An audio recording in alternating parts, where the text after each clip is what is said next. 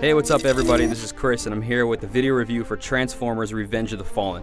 Now this is the licensed game that follows the sequel to the first Transformers movie, both of which are directed by Michael Bay. The sequel's coming out this Wednesday. The movie slash the game follows the events of the first one, coming into where the Decepticons have returned.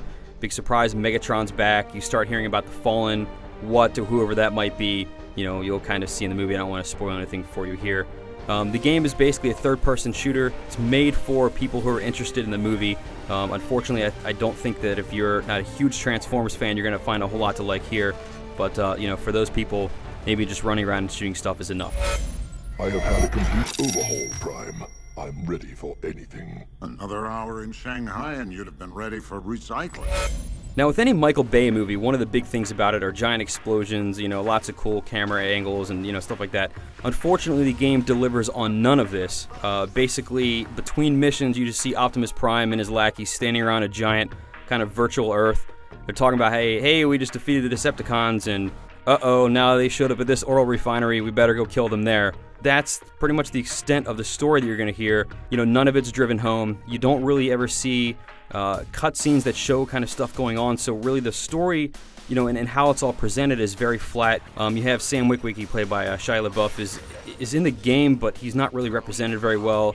The same thing with Megan Fox's character, so they completely get lost. As far as the graphics go, the game looks okay, but there's not really a whole lot of, you know, whiz-bang stuff here to make it look cool. But unfortunately, you know, extending beyond that, there's a whole bunch of bugs that I ran into in the game.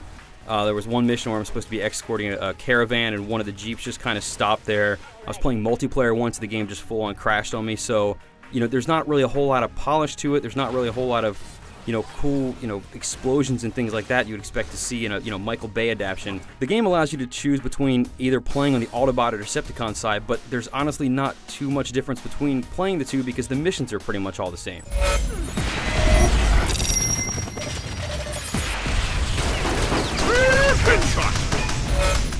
From the gameplay standpoint, like I've been saying, there's not really a whole lot to do in the game. It's pretty much show up at a scene, kill everything that's there, maybe you gotta protect somebody, and then the mission ends and you move on.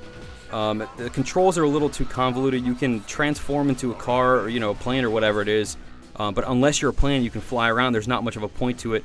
Like I've saying, the controls are convoluted, so like if you transform and then hold down the jump button and then release the transform, then you do a jumping transformation, and I don't understand why you don't just press triangle or Y or something to transform and then press it again to go back. Instead you have to hold the same button that you would shoot, and, you know, that whole setup doesn't really make any sense.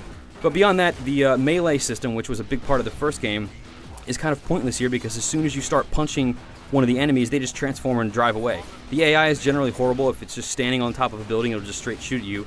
Won't bother to move until you shoot at it. You know, at least the multiplayer has something to it where you're fighting real people and there's different objectives like a capture the flag, take off, and, you know, something where you're supposed to kill the other team's leader.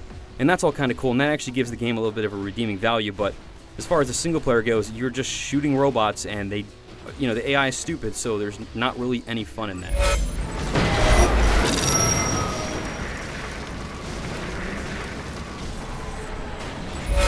Now overall, Transformers Revenge of the Fallen is basically a game for people that want to get in, just shoot stuff and not really, you know, experience a story, don't really worry about, you know, anything kind of crazy like that.